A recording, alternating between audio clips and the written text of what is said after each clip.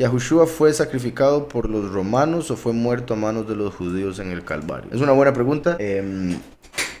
La acción física de clavar a Mashiach en el madero la hicieron los romanos, pero el plan, la conspiración, como sería también la mente maestra que diseñó toda la idea de matarlo, fueron los judíos. De hecho, los judíos en ese momento, cuando Pilato se lavó las manos por el hecho de que iba a ser ejecutado, los judíos dijeron que la sangre cayese sobre ellos y sus hijos. Entonces ellos dijeron, no se preocupe Roma, nosotros nos llevamos la culpa a cualquier cosa. Entonces en sí fueron los judíos, entre ellos muchos edomitas que se habían pasado ya la sinagoga de Satanás, y otros que simplemente estaban ciegos porque tenía que darse la muerte de Mashiach. Entonces, en sí fueron ellos repito, los judíos los que decidieron matar a Mashiach. Entonces son los primeros con la culpa, y los romanos se llevarían otra parte de la culpa por el hecho de haber llevado a cabo eso. Ahora bien, los falsos judíos y los romanos descienden de Edom, de Esaú. Entonces está muy conectado con Esaú, el odio que tenía por Jacob. Por lo mismo Satán o Samael, que era el ángel de Esaú, queriendo destruir a Jacob. Y Mashiach, por supuesto, vino a través de Jacob, ¿verdad? De Israel. Entonces, espero con eso ya se le responda.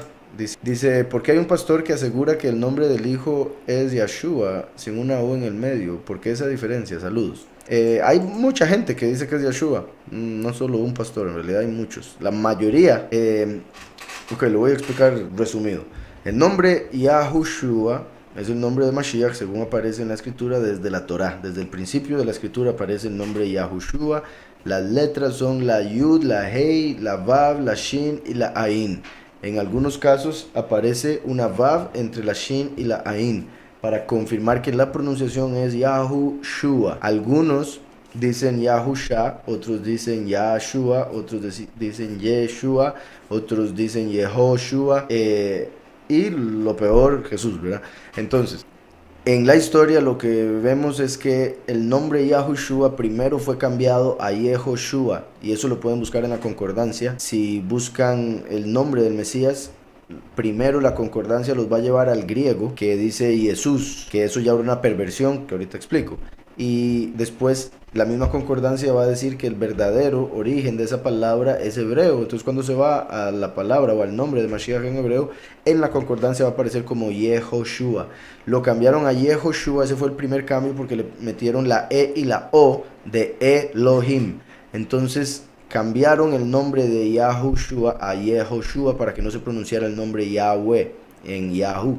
Entonces, o sea, el hecho de que Yahoo son las primeras tres letras del nombre Yahweh. Querían quitar el nombre de Yahweh del nombre del Mesías, Yahoo, y lo cambiaron a Yeho. Por eso así es como aparece en la concordancia. Después de eso, los judíos lo cambiaron a Yeshu, que es una maldición judía, que quiere decir que su nombre sea borrado y su memoria destruida, básicamente, en resumen. Entonces lo cambiaron a Yeshu, pero para que no fuese muy claro para los que creían en él, que ese era el nombre que le habían puesto como una maldición, le metieron una A al final para que quedara Yeshua. Y eso es como lo empezaron a llamar un montón de gente, como lo llaman los mesiánicos hoy en día.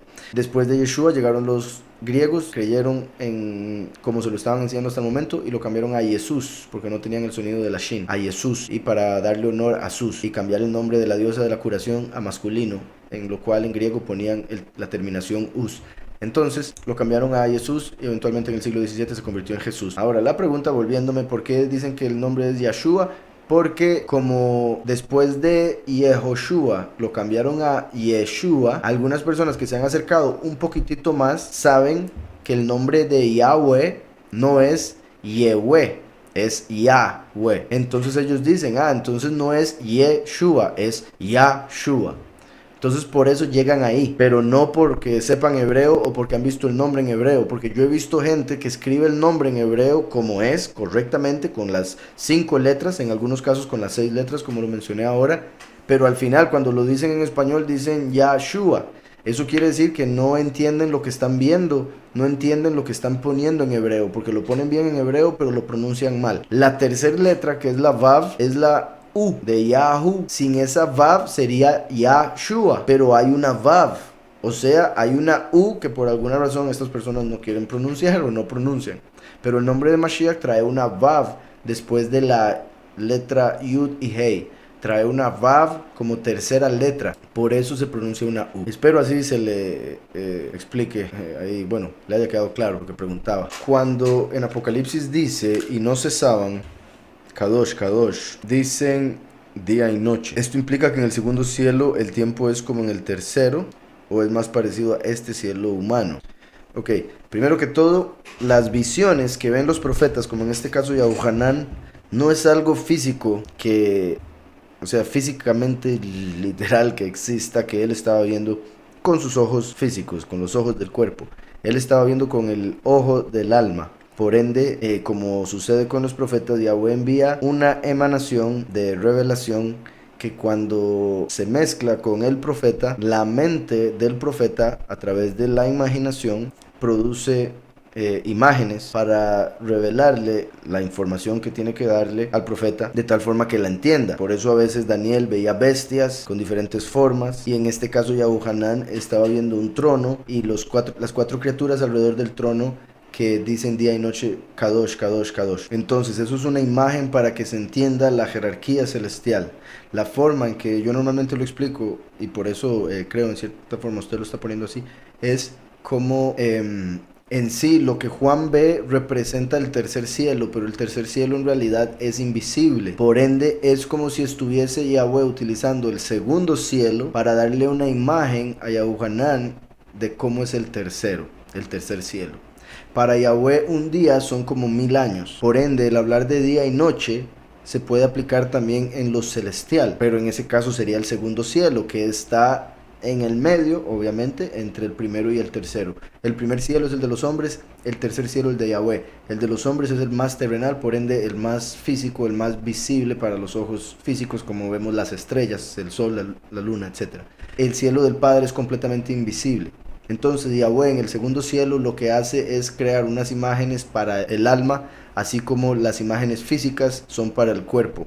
Y ambos funcionan como reflejos de aquello que es invisible. Entonces, con respecto al tiempo, es en el segundo cielo donde un día del segundo cielo equivale a 1000 años de esta tierra, de esta realidad. Eso entonces podría indicar que en el reino de Yahweh, o sea, eso muestra que en el reino de Yahweh el tercer cielo es eterno. Ahí se podría decir, se vuelve tan lento el tiempo que ni siquiera se mueve, porque 1000 años en la tierra son un día en el segundo cielo. En el tercer cielo no existe el tiempo, pero esa es la forma en que nosotros entendemos las cosas, a través de una línea de tiempo, y por eso Yahweh utiliza sus términos. Además, otra forma de interpretarlo es el hecho de que ellos, las criaturas, están constantemente diciendo apartado, apartado, apartado, mientras en la tierra es día, noche, día, noche, día, noche. Entonces, mientras nosotros los seres humanos estamos viviendo el día y la noche, el día y la noche, durante todo ese tiempo constantemente en los cielos están las cuatro criaturas dando honor y estima a Yahweh como el Kadosh, Kadosh, Kadosh. En sí aparece 3 veces porque se refiere a Yahweh como el Yahweh Elohim Shaddai.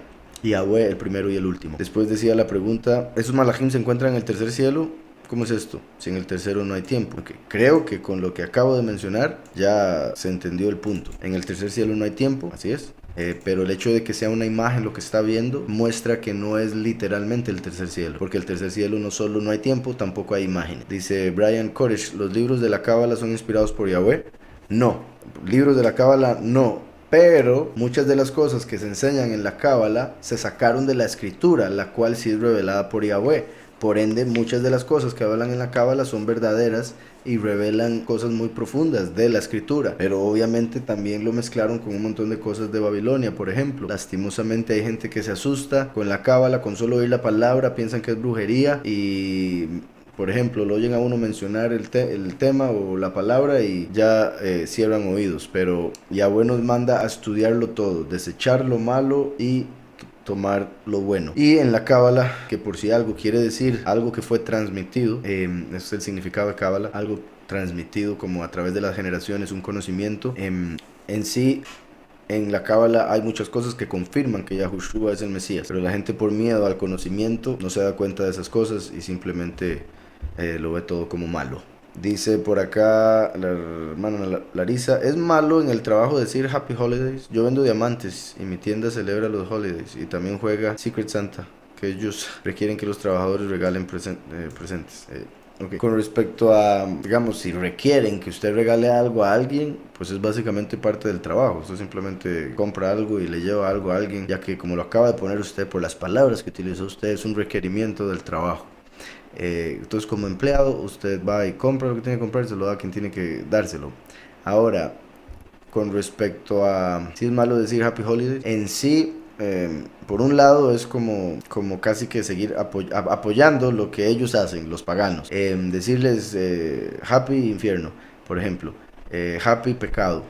Básicamente es lo que le estaría diciendo, lo cual no es muy lógico. Entonces, por otro lado, Holy Day es un día de adoración al sol, es lo que significa Holy Day, porque Holy viene de helio, helio es el sol, como la teoría heliocéntrica de que el sol es el centro de la creación. Entonces eso tiene que ver con adoración al sol. Entonces por un lado etimológicamente tiene que ver con adoración al sol, por otro lado es casi que apoyando lo que ellos hacen. Puedo entender que es parte de su trabajo, entonces se siente forzada a pero no sé, digamos, yo diría, no sé, bendiciones, por ejemplo, blessings, pero no sé si hoy en día, y por me lo dicen en inglés, no sé si es que trabaja en Estados Unidos o algo así, y eso podría terminar siendo un problema, puesto que lo conectarían con la escritura y hoy en día echan a cualquiera por eso. Así que no sé si eso iría en contra de sus empleadores. Pero en sí, sinceramente, yo buscaría un sinónimo, buscaría otras palabras que funcionen para cualquier día, en el sentido de que usted simplemente le está deseando a sus clientes un lindo día, le está deseando bendición, porque ellos, los holidays que celebran son del enemigo, nosotros no los celebramos, y al decirlo es casi que estar de acuerdo con, como la gente que sabe que el nombre de Yahweh, sabe que el término Dios se refiere a Satán, por el hecho de que viene de Zeus, y Zeus, según Apocalipsis, cuando Yahweh le habla a la iglesia de Pérgamo, Zeus es Satán, entonces por eso nosotros no utilizamos el término Dios, pero hay personas cuando tal vez están empezando, o personas que no les interesa tanto, una de dos, que utilizan Yahweh y Todopoderoso cuando hablan con uno, por ejemplo, gente de la congregación, pero cuando hablan con gente del mundo les dicen Dios, entonces terminan haciendo lo mismo y se meten en el mismo hueco, con la misma costumbre y falsedad. Entonces hay que tener cuidado, separarnos del mundo. Por eso la escritura dice que debemos ser separados, kadosh, apartados. Y ese tipo de cosas es lo que nos mantiene apartados. Nos apartamos de obras malas, nos apartamos de palabras malas, nos apartamos de fiestas malas, como las fiestas que celebran los paganos. Y una forma de apartarse es usando palabras diferentes, como cuando se dieron cuenta, por ejemplo, que Pedro era de los discípulos simplemente porque él hablaba diferente al resto, diferente a los mismos Yahudim, o sea, Yahushua les había enseñado a hablar diferente al resto. Porque el hermano Celio Cores, cuando Pablo dice que nos dice un misterio, como en 1 Corintios 2.7 y 1 Corintios 15.51, Efesios 3.3, hay un pasaje en el Antiguo Testamento de donde él sacó esas revelaciones.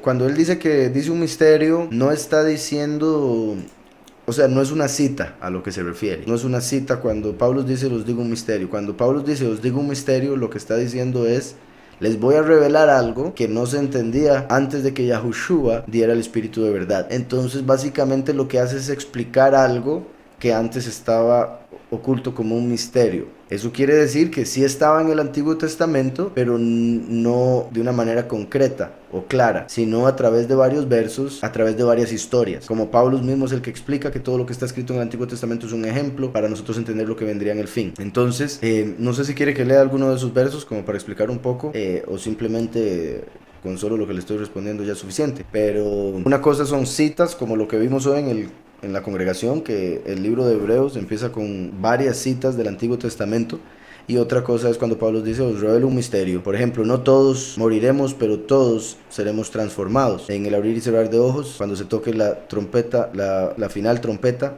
porque os digo que se tocará trompeta, y los que están muertos resucitarán, y los que están vivos serán transformados y se reunirán con Mashiach en las nubes. Ese es uno de los misterios que usted menciona aquí de Corintios.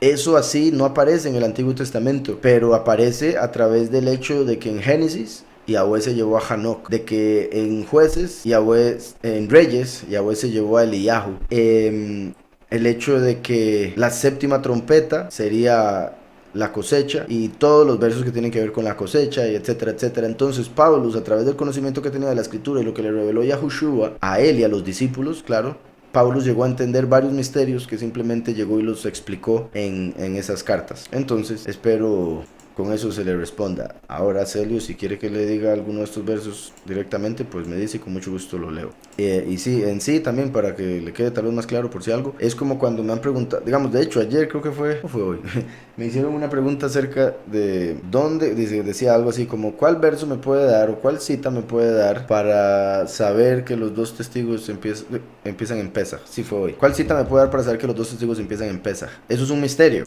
Entonces yo no le puedo dar una cita para que la gente entienda completamente directamente, aquí está. Es a través de varios versos, varias partes de la escritura que llegamos a esa conclusión, porque Yahweh revela los misterios cuando uno lo pide y lo busca a través de Yahushua, que es la unción que nos enseña todas las cosas, como lo dice la carta de Juan.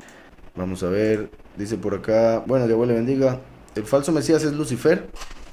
Es, como yo he explicado en otras ocasiones, es un poco más complicado que eso, pero sí es Lucifer, el espíritu, el príncipe del poder del aire, el espíritu que está sobre los hijos de desobediencia, como dice la escritura. Ese es Lucifer, quien va a entrar como el espíritu a darle vida al cuerpo del falso Mesías. Así como Yahweh envió su espíritu para darle vida a Adán, Adán primero fue formado de la tierra, del barro, entonces formó Yahweh un cuerpo. A ese cuerpo Yahweh mandó el espíritu y ese espíritu encendió el alma en Adán. Entonces hay tres partes aquí que acabo de mencionar, que son el cuerpo, el alma y el espíritu. El espíritu es básicamente la semejanza de Yahweh, porque Yahweh es espíritu. Por otro lado, Lucifer en Isaías dijo que él quería ser semejante a Yahweh cuando dijo, yo seré como el Altísimo. Por ende, Lucifer es el espíritu del falso Mesías, porque es el que busca ser como, y eso Yahweh se lo dio a Yahushua HaMashiach, el hijo. Samael es el primer Satán que existió y es la inclinación al mal que se encuentra en la carne, y que se encuentra en la carne desde que Adán y Eva comieron del fruto del conocimiento del bien y el mal. Por ende, Samael va a estar en la carne del falso Mesías, esa persona que se va a manifestar como el Mesías, como Cristo en la tierra, y que lo van a aceptar. Esa carne, ya sea que lo hayan hecho en laboratorio como un clon, o sea como sea que haya venido al mundo, es un cuerpo similar al humano, por no decir humano, y en ese cuerpo va a estar la inclinación al mal, Samael. Pero el alma o la persona que en sí va a mover ese cuerpo, después de haber recibido vida a través del espíritu de Lucifer en el cuerpo en el que está Samael, el alma que va a dar vida o que va a dar movimiento a ese cuerpo va a ser Azazel, que aparece en Apocalipsis 9 como Abadón, quien se encuentra en el abismo.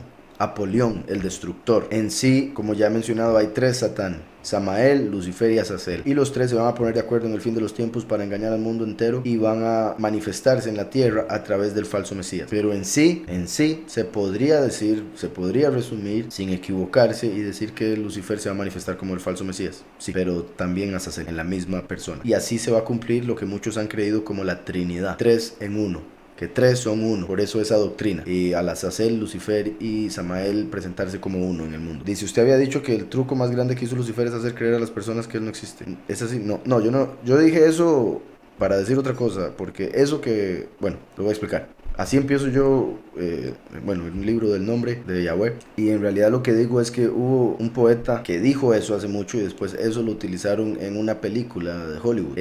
Un poeta francés había dicho eso y después Hollywood agarró esa línea y la utilizó en una película, y eventualmente se empezó a hacer más conocida, y mucha gente dice eso, que el truco más grande que Satán hizo fue hacer pensar al mundo que él no existía. Yo he dicho que ese no considero que sea el truco más grande que él hizo. De hecho, ese sería el truco de Samael, hacer pensar a la gente que él no existe. Hay mucha gente que piensa que el diablo no existe, pero ese sería el truco de Samael, el truco más grande que Samael hizo. Pero el truco más grande que Lucifer hizo fue cambiar los nombres por el nombre de él, para que cuando la gente invocase al poderoso que ellos pensaban que es el todopoderoso, lo terminaran invocando a él. Entonces, ese considero que es un truco más grande que el de hacer pensar al mundo que él no existe, porque sinceramente la mayoría de la gente en el mundo creen que hay un poderoso, y al creer que hay un poderoso o varios, en el caso de muchas religiones, también en esa creencia está una entidad negativa, una entidad que representa al diablo, Satán, el malo, la maldad, el pecado, la muerte, etc. Entonces, en sí, la mayoría de la gente sí cree que existe el mal,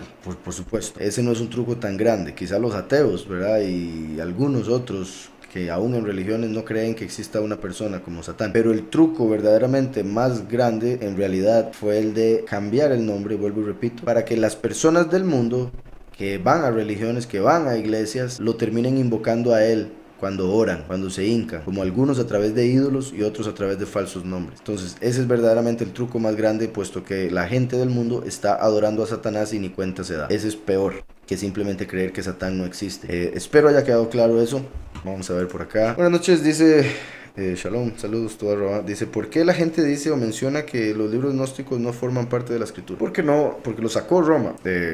Bueno, Roma en sí, el catolicismo, fue quienes decidieron cuál sería el canon de las escrituras. Entonces ellos llegaron eventualmente después de que había sido todo escrito y dijeron, estos son los libros que van a formar la Biblia y punto. Y así se quedó hasta el día de hoy. 66 libros en una de las traducciones. En la católica, por ejemplo, meten algunos libros más, curiosamente y sorprendentemente, como el libro de Judith, el libro de Sabiduría, el libro de Tobías, el libro de Macabeos. Entonces llega a ser como 69 o 70. De hecho, sí, tal vez 71 libros más o menos en la católica que sacan de la cristiana. En el caso de los libros gnósticos, no todos son de apóstoles y profetas escritos por apóstoles, que después habían mezclado con otros, como unos de Platón, otros de Hermes. Entonces hay que tener mucho cuidado porque no todos esos libros que llaman gnósticos son inspirados. No todos tienen que ver con la escritura. Hay unos que tienen que ver con filosofía y es por esos que han descartado los otros, como el evangelio, el libro que tiene que ver con el origen del mundo, hay un evangelio, pero no se le llama evangelio en realidad, de Juan, que es muy poderoso, que está entre los libros gnósticos, el libro de Tomás básicamente, y otros. Entonces, yo he tenido la bendición de leerlos todos y en sí los de filosofía en realidad son muy cortos y en cierta forma tontos. Con lo que me refiero es que no revelan nada, simplemente dicen cosas o es una persona que tuvo X revelación, pero no es nada del otro mundo. Los escritos que tienen que ver con la escritura, por otro lado, sí son bastante reveladores, bastante poderosos. Y lo que sucede es que gnóstico quiere decir conocimiento. Entonces son libros que revelan conocimiento directamente, sin ponerle ninguna cobertura dulce, por decirlo así, como para que la gente lo pueda recibir o aceptar. Entonces la única forma de entender los libros gnósticos es si primero se entiende la escritura. Hay mucha gente que quiere tomar los libros gnósticos sin la escritura y terminan haciendo religiones como los gnósticos. Y religiones falsas, puesto que no siguen la escritura verdadera. Por otro lado, hay gente que no entiende muy bien la escritura, lee los gnósticos y quedan súper confundidos y terminan diciendo, esto no puede ser de la escritura, esto no puede estar conectado con la escritura, simplemente porque no los entiende. Pero en sí, la respuesta simple o corta de por qué la gente dice que los libros gnósticos no forman parte de la escritura, es porque están acostumbrados a lo que Roma les dice, ellos lo creen, y porque no los han leído, lo más seguro. Y si los han leído, no los han entendido, o solo se han enfocado en aquellos que mencioné, que en realidad no son inspirados, pero los meten dentro de la misma biblioteca de Nag Hammadi. Ahora dije librería, era biblioteca. Dice, serían el de Adán y Eva y el de Enoch. El de Adán y Eva no es de los gnósticos, por si algo. El de Adán y Eva hay quienes creen que es inspirado. Hay otros que consideran que fue dos escritos en realidad, porque hay dos libros de Adán y Eva, el primero y el segundo, obviamente. Adán y Eva 1, Adán y Eva 2. Y hay unos detalles ahí que me parecen sospechosos, quizá, ponerlo de alguna manera. Hay quienes creen que el libro de Adán y Eva fue libros que hicieron basados en la tradición, entonces en lo que se creía hace muchos años así los hicieron, pero no necesariamente entonces serían inspirados. De ser así, que quede claro, pero llevo rato de haberlos leído. El libro de Enoch sí es inspirado, sí debería estar en la escritura, se menciona en la escritura, pero no es de los libros gnósticos, por si algo. Lo llaman apócrifo, según la gente no es inspirado, eso es lo que quiere decir apócrifo. Dice, ¿y hechos importantes se mencionan en ellos? Sí, completamente. En el libro de Enoch es muy poderoso, se revela el fin de los tiempos de una manera muy poderosa y también habla de lo que sucedió en el tiempo de Noah, lo cual Yahushua dijo que se repetiría en estos tiempos finales, entonces ayuda a conocer los tiempos finales. Y sí, los otros libros que mencioné ahora sí menciona, por ejemplo, lo de Samael, menciona de dónde salió Lucifer y cosas así, pero vuelvo y repito, leerlos sin haber leído la escritura es completamente ilógico. Si no ha leído la escritura varias veces y considera entender la escritura, no deberían leer aún los gnósticos porque se vuelve complicado. ¿Qué opina usted de la iglesia adventista del séptimo día y de Elena White? ¿Era o no era ella profeta? No, Elena White no era profeta. Lo digo porque muchas cosas que dijo no se cumplieron. La escritura dice que si eso pasa no es profeta. Entonces, no era profeta. Por ende, la doctrina tampoco es correcta, puesto que en la doctrina le dan honor a ella como tal. En la escritura puede ver cuando habla de la mujer que se hace llamar profetisa. No estoy diciendo que toda mujer que diga ser profeta es falsa, no estoy diciendo eso. Simplemente que es un espíritu que se llama el espíritu de Jezabel, que se mete en iglesias principalmente a través de mujeres, pero también lo puede hacer a través de hombres que se dejen llevar por la emoción, por el corazón engañoso o por el ser medio afeminados, cosas así. Pero en sí, normalmente, más comúnmente utiliza mujeres quienes se hacen llamar profetizas, y ese pudo haber sido el caso de Elena White. En todo caso, aparte de eso que acabo de mencionar como bastante negativo de esa religión, sorprendentemente, la doctrina adventista está mejor que muchas cristianas. Y digo sorprendentemente porque acabo de mencionar lo de Elena White como profeta, que no es profeta, o sea, una falsa profetisa. Pero ahora sí, en general, con esa pregunta que me hizo, como le dije, la adventista, he escuchado, yo antes, en realidad llevo tiempo de no escuchar prédicas de la iglesia adventista, pero antes, cuando tenía carro y andaba ahí, por ahí andando en carro, ponía una radio en adventista, no me acuerdo en realidad cuál es la radio, pero ¿verdad? Hay radio católica, hay radio cristiana y hay una adventista. Al menos ponían prédicas de una iglesia adventista, y yo disfrutaba las prédicas porque una que otra vez mencionaban cosas interesantes o cosas que en realidad en el cristianismo no se mencionan. Entonces eso me gustaba con respecto a las prédicas de la iglesia adventista, el hecho de que entienden lo del Shabbat. Pero el problema es Elena White, y por otro lado que el hecho de que entienden lo del Shabbat es como que hace que concentren absolutamente toda su doctrina en el séptimo día. Yahushua dijo que el Shabbat fue hecho para el hombre, no el hombre para el Shabbat. La doctrina de los adventistas hace que pongan su enfoque más en el Shabbat que en el Hijo del Hombre. Entonces eso ya es un error. Ahora, les soy honesto, o sea, con toda sinceridad, tal vez esto vaya a ser trágico para muchos, pero no hay ninguna religión que verdaderamente se acerque a lo que dice la escritura. Bendito sea Yahweh en la congregación nuestra. Entre más leemos, más nos damos cuenta de eso. Entre más leemos la escritura, se notan más y más detalles en los que las iglesias fallan. ¿Y por qué fallan en eso? Porque no leen la escritura, solo un poquitito, solo los que le enseñaron en teología a otro montón de falsos, que están haciendo lo que hacen solo por plata, porque enseñan en una universidad, ganan un salario, después llegan los pastores y están en una congregación y ganan otra cosa por los diezmos y las ofrendas. Entonces se les olvida la razón por la que se suponía que querían ser pastores. Y digo eso porque eso es obvio cuando se oyen a los pastores y las prédicas que hacen. Entonces, pues no hay una denominación religiosa conocida hoy en día que verdaderamente se acerque a la escritura, ni la judío mesiánica, ni la cristiana, ni la católica, ni la adventista, ni la judío ortodoxa, ni la ultra ortodoxa, ninguna de esas que acabo de mencionar, que son las más comunes. Testigos de Jehová, mormones, ninguna.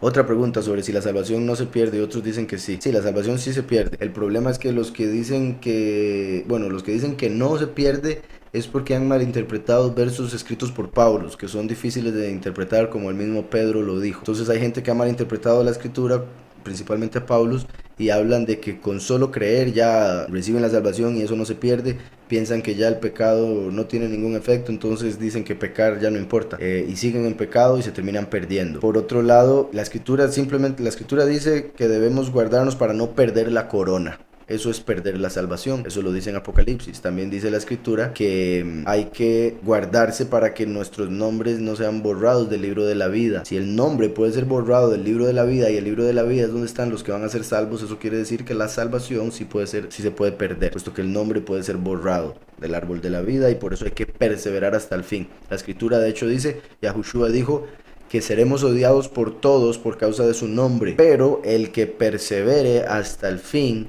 este será salvo. No el que crea cuando sea, no, el que permanezca en la fe hasta el puro fin, ya sea del mundo o de su vida, de su mundo. Hay que perseverar hasta el fin. Si alguien ha dicho creer toda su vida y un día antes de su muerte decidió que no cree en absolutamente nada, por un lado todo lo anterior habría sido una mentira, una ilusión, y por otro lado termina perdiendo la salvación, por el hecho de que Yahweh sabía que todo había sido pura hablada, por decirlo de alguna manera. Hechos 4:12. Vamos a ver. Voy a leer en contexto y leo desde el 8. Entonces Pedro, lleno de la Ruach HaKodesh, les dijo: gobernadores del pueblo y ancianos de Israel, puesto que hoy se nos interroga acerca del beneficio hecho a un hombre enfermo, de qué manera éste ha sido sanado, sea notorio a todos vosotros y a todo el pueblo de Israel que en el nombre de Yahushua HaMashiach de Nazaret, a quien vosotros sacrificasteis, a quien Yahweh levantó de los muertos, por él este hombre está en vuestra presencia sano. Me dijo 4:12. Este Yahushua es la piedra rechazada por vosotros los edificadores, la cual ha venido a ser cabeza del ángulo. Él es quien inicia el templo con su muerte y resurrección. Él es la base de nuestra vida, piedra angular. Dice el verso por el que me preguntaron: y en ningún otro hay salvación. En ningún otro. ¿Qué es lo que acaba de decir? Decía: que sea notorio a todos vosotros y a todo el pueblo de Israel que en el nombre de Yahushua HaMashiach ese hombre fue sano. Y después dice: y en ningún otro hay salvación, no solo en ninguna otra persona, puesto que está hablando del nombre, dice: y en ningún otro nombre.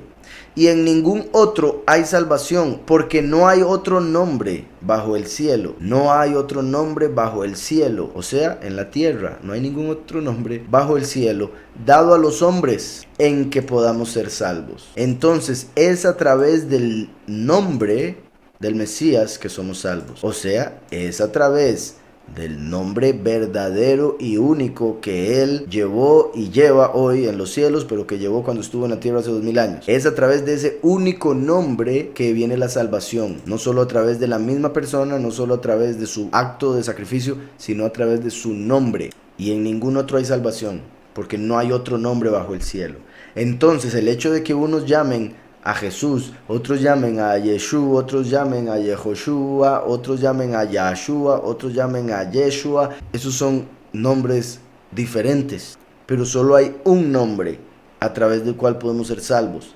Si solo hay un nombre, ¿por qué es que todo el mundo le llama diferente? Solo hay uno, punto. Los nombres no se traducen, puesto que me imagino mucha gente diciendo, como siempre sucede: ah, no, pero es que Jesús es la traducción. Mentira. Los nombres no se traducen. Las palabras que tienen que ver con lenguaje que se usa para comunicación, eso se traduce. Pero un nombre personal es el nombre que le pusieron los padres desde que nació y punto. El nombre no se traduce. El nombre que aparece en el pasaporte tiene que ser el mismo cuando entra en otro país, aunque se hable el idioma que se hable. Tiene que ser el mismo nombre, porque si no, no lo dejan entrar. Cuando la gente no entiende el nombre, pregunta porque se siente que irrespeta a la persona si pronuncia su nombre incorrectamente. Pero cuando se refiere al Todopoderoso, a la gente le vale y piensan que eso no importa, que le llaman como sea, salado, él entiende, dicen. Ellos son los que no quieren entender. Yahweh entiende todo, sí, es la persona la que simplemente no quiere entender a Yahweh, porque Yahweh les dice cómo hacer las cosas y simplemente quieren hacer lo contrario, ir en contra, hablar y hablar, opinar, en vez de leer y aceptar con humildad lo que Yahweh manda. Y en ningún otro hay salvación. En ningún otro, ¿qué? En ningún otro nombre hay salvación, porque no hay otro nombre bajo el cielo dado a los hombres en que podamos ser salvos. La salvación solo viene a través del nombre, porque con la boca se confiesa para salvación, dice Romanos 10:10. Con el corazón se cree para justicia. Entonces una persona puede creer que Él vino, murió por sus pecados y va a ser justificado en el juicio final, pero primero va a tener que morir. Las personas que creen en el nombre y confiesan el nombre en esos tiempos finales no van a tener que morir. Son transformados porque son salvos a través de su nombre. Por eso en Apocalipsis 14:1, cuando aparecen los 144,000 que son salvos, tienen el nombre del Padre y del Hijo escrito en sus frentes. Porque por el nombre y la confesión del nombre de Yahushua HaMashiach de Nazaret, por él, por ese nombre, es que reciben la salvación. Entonces, espero le haya quedado claro. Dice, bueno, pregunta, ¿por qué el tetragramatón lo usan en el ocultismo? Por ejemplo, en la masonería. Y también conozco gente que tiene tatuado a Leviatán y Baphomet, y también se tatúa el tetragramatón. Me confunde un poco. Saludos, bendiciones. Sí, para los que no saben lo que es tetragramatón quiere decir la palabra de 4 letras. Le dicen así al nombre de Yahweh, que tiene 4 letras. Ahora, preguntan por qué se usa en el ocultismo el tetragramatón. Eso se debe a que ellos tratan de sacarle poder a las letras del nombre. Ellos no pronuncian el nombre, lo tienen prohibido. Ellos no pronuncian el nombre, simplemente saben el poder que hay en el nombre, ven el nombre como una herramienta, puesto que no ven a Yahweh como un poderoso, lo ven el nombre como una herramienta para sacar poder. Entonces lo utilizan en cosas que hacen porque saben el poder del hebreo, saben el poder de los nombres y saben que ese es el nombre del creador de absolutamente todo. Entonces tratan de utilizar, de canalizar de alguna manera el poder que hay en el nombre al escribirlo en cosas que ellos hacen. Otra razón por la que eso sucede, y la principal en realidad, es porque Salomón fue el que escribió la mayoría de las cosas de brujería que hoy en día utilizan. De hecho, no solo la mayoría, sino las principales. La brujería más poderosa fue Salomón el que la escribió, siendo el hombre más sabio. Eventualmente cayó en el error y utilizó esa sabiduría para conectarse con ángeles, con demonios y darles órdenes y todo lo demás. Entonces eso es lo que es brujería. La gente a través de la brujería, y en la mayoría de los casos escrita por Salomón, quien conocía el nombre de Yahweh y por eso lo utilizó de esa manera, puesto que en ese momento la verdad no se había manifestado, no se conocía a Yahushua, entonces la gente malinterpretaba por la letra las cosas y se conectaban con Lucifer en vez de conectarse con Yahweh. Entonces estas personas que adoran a Lucifer utilizan aún el nombre Yahweh porque eso fue algo que Salomón dejó en sus escritos de brujería desde, bueno, obviamente desde que se fue del mundo. Entonces esa es la razón por la que utilizan las 4 letras del nombre de Yahweh, porque Salomón, que escribió la mayoría de la brujería que ellos utilizan, adoraba a Yahweh hasta que entró en toda esa falsedad. La pregunta es, ¿dónde viene el diezmo y por qué algunas congregaciones tienen como casi una obligación? La pregunta, bueno, ¿de dónde viene el diezmo? Ya lo mencionaban por acá en estudios anteriores, así que voy a resumirlo sin ir a la escritura directamente porque ya lo he leído de la escritura. Está en Malaquías.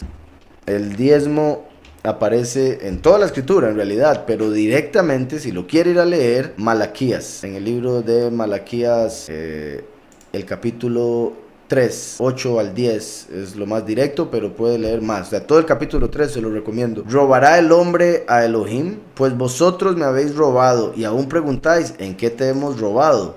En vuestros diezmos y ofrendas. Los que no dan diezmo y ofrenda a Yahweh de la manera correcta, que quede claro, les roban, porque es Yahweh el que les da todo, y Yahweh dio una orden de dar diezmo a los que predican la verdad, los que llevan a las ovejas al Padre a través del camino que es Yahushua, para que estas personas puedan comer, puesto que Yahweh no necesita comida, pero las personas que hablan de Yahweh sí. Entonces por eso Yahweh mandó esta ley, es una ley, Yahweh la mandó, está en toda la escritura. En Malaquías se habla directamente por el problema de que la gente no lo quería hacer o no lo hacía bien, pero está, o sea, Abraham en Génesis le dio diezmo a Melquisedec. Después los israelitas, Yahweh mandó que le dieran diezmo a los sacerdotes que eran de Leví. Eso ha llevado a mucha gente que simplemente no quiere soltar el dinero porque lo idolatra básicamente, a decir, no, es que los diezmos son solo de los levitas, los diezmos ya no se hacen, ya no tiene que ver nada desde que Yahushua vino. Eso es mentira. El mismo Yahushua dijo que, estoy parafraseando por si algo, que había que seguir haciendo lo de los diezmos. Cuando dijo, hagan lo que ellos dicen, pero no hagan lo que ellos hacen. Hablando de los fariseos que hablaban de los diezmos y mencionaban de diezmos como Esaú, que preguntaba a su papá cómo se daba el diezmo del anís y de otras cosas que la escritura no pide diezmos. Entonces la gente, por ejemplo, como Esaú, decía dar muchos diezmos y aún de lo que Yahweh no pedía, simplemente para hacer pensar a la gente que era muy apartada, pero nunca daba nada. Mientras que Jacob, por otro lado, le daba los diezmos a Yahweh, por ejemplo, como Isaac se dice que se lo daba a los pobres, ya que no tenía nadie a quien dárselo directamente, entonces se lo daba a los pobres. Pero si una persona se congrega y tiene un líder que le da la comida espiritual, esa persona que se congrega, por el tiempo que se toma el líder para aprender y después para enseñar, ese tiempo vale, así como el de todas las personas de este mundo, y lo que Yahweh hace para pagar por ese tiempo es que se le lleven los diezmos. Entonces, la pregunta dice, ¿de dónde viene el diezmo? De la escritura. ¿Y por qué algunas congregaciones lo tienen como casi una obligación? Porque es una obligación, no casi, es una obligación. Simplemente, lamentablemente, las congregaciones falsas lo utilizan para solo hacer plata y por eso solo de eso hablan. Y si no traen diezmos, tratan diferente a las personas, etcétera. Entonces eso ya es un problema, que quede claro. Yo, cuando hablo de cosas como el diezmo en este caso, yo no estoy abogando por la forma en que manejan y piden los diezmos en las iglesias cristianas. Yo no me refiero a eso, yo me refiero a la escritura. Y lo que dice la escritura, punto, es lo que hay que seguir, no lo que diga X denominación de hoy en día. Dice por acá, ¿cuál fue el primer emperador romano convertido al catolicismo y qué experiencia tuvo para hacerlo? Fue Constantino, a quien llaman el Grande, Constantino. ¿Qué experiencia tuvo para hacerlo? Él contó una historia que yo no sé si creérsela, la verdad, porque en realidad parece ser que fue simplemente una estrategia para engañar a un montón de gente, entonces inventó una visión. Eso es lo que yo considero sinceramente, pero y también por la historia que tenía con la mamá era la que creía en un montón de cosas paganas y curiosamente por eso, ¿verdad? Esa religión se enfoca en la mamá, en María. Que es ese espíritu, la reina del cielo, un demonio que aparece en Jeremías, que la gente adoraba y que no deberían adorar. Astarte, Semiramis, María, diferentes nombres. La madre de Mashiach se llama Miriam y ella está en el paraíso, muy bien, pero no es a la que adoran en el catolicismo. Entonces, en realidad el catolicismo y todo lo que se dio en Roma fue básicamente por la mamá de Constantino, que le dijo que ella había visto ahí unas cosas y que debía él convertirse y todo lo demás. Él dijo por otro lado que él vio una visión en la cual un ángel le, si no me equivoco, era como en el escudo, que aparecía la señal de la cruz y que le decía en este signo vas a vencer. De hecho no era exactamente el signo de la cruz, era como la cruz con otras cosas, que es uno de los signos del catolicismo, uno de los símbolos que se usa principalmente en el catolicismo, con eso empezó, pero tenía la cruz. Entonces él lo tomó como que debía poner ese signo o ese símbolo en el ejército de él para poder ir a vencer en la batalla que iba a tener. Entonces él dijo haber tenido una visión donde decía, en este signo vas a vencer. Y él dijo, mira, esa es la cruz de la cual adora mi mamá y esto, hizo conexiones. Fue y ganó la guerra y después de esa guerra decidió volver legal en Roma el catolicismo como la iglesia oficial. Y lo que hizo fue mezclar al dios que él adoraba, que era Sol Invictus, el Sol Invictus, que quiere decir el sol que nunca pierde. Él adoraba al sol. La mamá estaba ya con el error de la apostasía que había llegado hasta ese momento. La supuesta visión que tuvo Constantino hizo que él mezclara todo lo que tenía que ver con el sol invicto, con todo lo que tenía que ver con la diosa, la reina del cielo, pagana, y crearon el catolicismo. Entonces por eso en el catolicismo se dibujan al sol en la cabeza de cada de los santos y todo eso.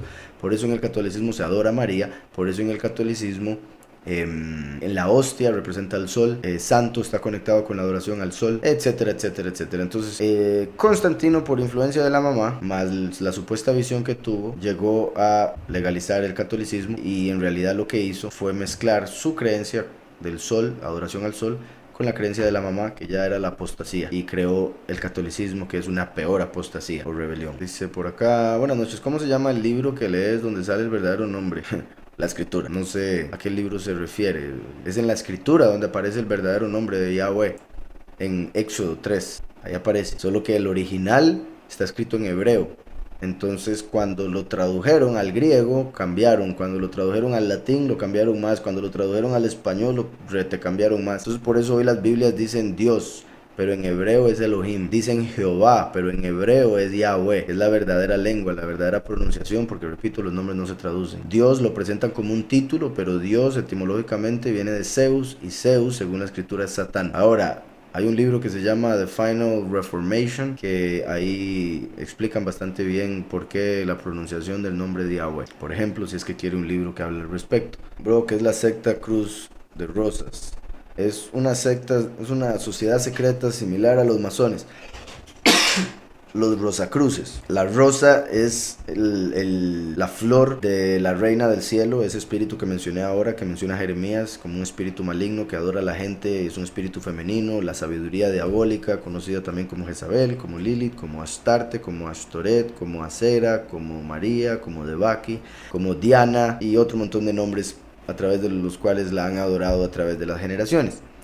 La rosa, por eso cuando aparece ese espíritu de la reina del cielo, huele a rosas. Y por eso La Rosa de Guadalupe, por ejemplo, esa serie, cuando se manifiesta ese espíritu maligno, huele a rosas, porque esa es la conexión, digamos, en Babilonia, cuando la adoraban, hicieron un jardín que al parecer era inigualable, era sorprendente, de rosas, solo para adoración a la que adoran hoy en día como María. Entonces, la rosa en la cruz es como haciendo alusión a ese mismo espíritu de la reina del cielo en vez del espíritu de verdad que es Mashiach, quien fue sacrificado por nosotros. También lo conectan por el rojo de la rosa con la sangre derramada por Mashiach, pero que ellos, que no lo adoran por supuesto, fueron quienes celebran el haberlo colgado, el haberlo matado. Pero en sí los Rosacruces son una sociedad secreta muy similar a los masones. No adoran a Yahweh, no adoran a Yahushua, no son cristianos por más que traten de conectarlo con esos símbolos y algunas otras cosas que puedan decir los que sean parte, pero en sí también es bastante antigua esa sociedad secreta. Hoy en día no se habla mucho de ella, al menos no tanto como se hace de la masonería, por ejemplo. ¿A Moisés y Aarón representan a los dos testigos? Así es. ¿Hay alguna conexión entre Aarón y Eliyahu? Pues como yo he explicado, Eliyahu cuando vino como Juan el Bautista vino como levita, vino a través de la tribu de Leví. Aarón era levita, por ende hay una conexión. El hecho de que, bueno, Eliyahu se presenta, además de ser profeta, según varias historias, vino como un sacerdote de Yahweh, por eso Yahweh le dio la profecía. Y Aarón, como sabemos, es el sumo sacerdote, es el padre de los sacerdotes. También en lo que respecta a Eliyahu y Elishua, se puede ver como una representación del primero y el último, por ende hay conexiones de Eliyahu con Yahushua el primero. Yahushua vino como el sumo sacerdote, Aarón era el sumo sacerdote, entonces también a través de Yahushua hay conexiones entre Aarón y Eliyahu. Dice, así como la hay entre Moisés y el testigo, Mashiach, bueno, sí, el último o no necesariamente. Sí, sí hay conexiones, simplemente también he mencionado, hay algunas diferencias también interesantes entre Aarón y Eliyahu, y esas diferencias también tienen que ver con las diferencias que hay entre Yahushua y Eliyahu. En sí Eliyahu se presentaba como juez, como fuego, como venganza, ira, mientras que Aarón como paz, misericordia, perdón. Entonces eso sí es un contraste bastante claro entre Aarón y Eliyahu, como el contraste que hay entre Yahushua HaMashiach el primero y Eliyahu. Pero sí hay conexiones también en el hecho de que andaba con Moshe, así como el testigo como Eliyahu va a andar con el testigo como Moshe. Van a predicar las 10 plagas primeras de los primeros 3 años y medio, igual que Aarón y Moshe predicaron 10 plagas. Son hermanos espirituales en Yahushua, igual que Aarón y Moshe eran hermanos literales. Y otros detalles por ahí. Vamos a ver también, Aarón quiere decir el que trae luz. Eliyahu fue quien preparó el camino para la luz, que es Yahushua. Eliyahu es como una lámpara, Eliyahu da testimonio de Yahushua, por ende trae la luz, que es el significado de Aarón. Que quede claro, no como Lucifer, que el significado lo hacen muy similar. El que lleva o el que carga la luz es el término de Lucifer, y en realidad viene del latín, pero en el hebreo es Heilel, que es una lumbrera arrogante, básicamente el significado. Dice por acá, el nombre del padre es Yahweh, porque hay algunos que dicen que es Yahvé, con una V, ¿por qué esta diferencia? En hebreo, también voy a ser breve, porque esa es una pregunta que también me han hecho hace bastante poco, yo creo, anterior o antepasado. En hebreo hay 22 letras.